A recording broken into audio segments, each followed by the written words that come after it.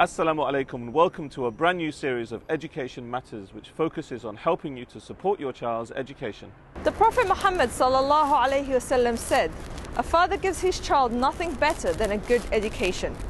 One of the great scholars of Islam, Imam al-Ghazali, may Allah be pleased with him, said that the child is a trust placed in the hands of his parents, and his innocent heart is a precious element capable of taking impressions. So it's clear, we all need to help our children reach their potential. But can you really make a difference? On today's show, we'll be exploring why it's so important to support the education of our children. Here are the facts. There are over 24,000 schools in the UK with over 8 million pupils. 86% attend mainstream state schools, 1% attend special schools, 5% attend grammar schools, and 7% attend independent schools. This means that approximately 1 in 15 pupils attends an independent school. 70% of leading judges went to independent schools, as did 68% of leading barristers, 54% of medics, 54% of journalists, and 40% of our top scientists all went to independent schools.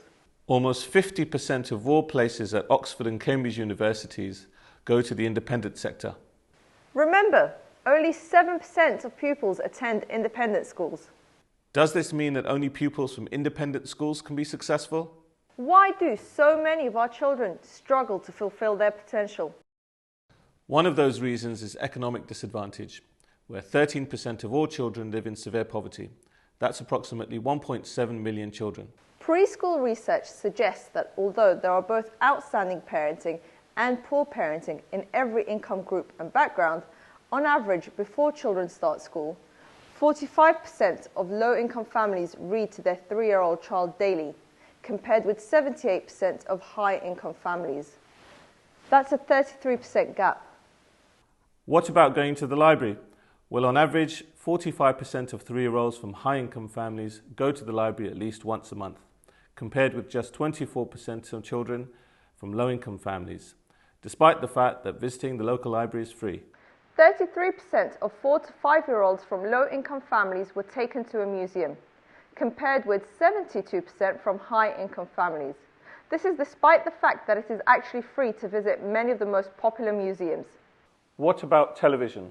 Well, on average, 27% of 5-year-olds from low-income families watch television for more than 3 hours a day, compared with only 5% from high-income families. So for many children, they make sense of the world through the television. This shows that there are a significant number of children entering our schools at the age of 5 years old who have rarely been read to, hardly been inside a library, never been to a museum, but watch more than 3 hours television every day of their lives. And this is having a devastating effect on the social, emotional, and cognitive development of our children. So much so that there can often be a 16-month development gap between a 5-year-old from a high-income family and a 5-year-old from a low-income family. That is nearly 1.5 years delay just because the child happens to be born into a low-income family. And often the results by the time the child is 5 years old have an impact on vocabulary, levels of hyperactivity, and overall school readiness. For many, the gap that develops at a very young age continues to grow into the primary school years, where 8% of pupils leave primary school at the age of 11 years old with literacy or numeracy skills below that expected of a 7-year-old. That's 4 years behind. And what happens at secondary school? Well, when it comes to GCSE results, there is a 28% gap between children from low-income families and all other children. Is it nature or is it nurture? Let us take you on a tour through the lives of 2 young people born to different backgrounds, Aisha and Adam. Meet Aisha. Her parents are in their mid-30s. Both parents are doctors. They own their own home and they have a joint income in excess of 140,000. Meet Adam. His parents are in their late teens.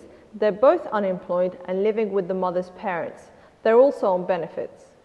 By the age of 3, Aisha knows 1,200 words, is read to every day at home, whereas Adam is not read to and only knows 500 words. At age 8, when asked what ambitions each of the children had, Aisha said she wanted to help poor people, and Adam said he wanted to be a footballer. At 12 years old, Aisha has a personal tutor and is being prepared for grammar school entrance exams. Adam is hardworking, but his frequent absences from school means that his progress is being hindered. At 12 years old, Aisha has a reading age of 13 years, and Adam has a reading age of 8 years. At the end of primary school, Aisha achieves level 5s in reading, writing and maths, whereas Adam achieves level 3s. Aisha and Adam attend very different secondary schools. They face different pressures. They may have different expectations.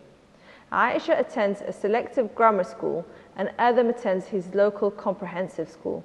Whilst at secondary school, Aisha is in the top set and Adam in the bottom set of English, maths and science. Aisha completes at least 2.5 hours of homework each week, which is the equivalent of 20 days extra reinforcement. Adam does 30 minutes of homework a week. During work experience in year 10, Aisha spends 2 weeks at a local hospital. Adam stays at home and his behaviour has become increasingly problematic. For GCSE results, Aisha gets 12 GCSEs, mostly A grades. Adam misses most of his exams and has achieved only 3 GCSEs. What is clear is that Aisha and Adam will live completely different lives. Many of these children who do not do well in their GCSEs go on to become NEETs, not in education, employment or training. Many students leave school without a single qualification. 28% of young people with no qualifications spent more than 12 months not in education, employment or training, compared to 1% of their peers who attained 8 good GCSEs. Reports suggest that 1 in 6 long-term NEETs are dead within a decade.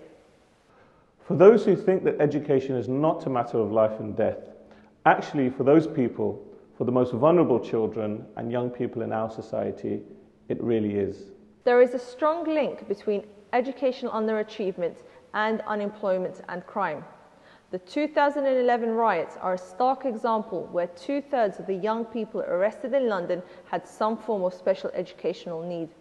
A third had been excluded from school. Of all those arrested during the riots, 48% were functionally illiterate. What about the prison population?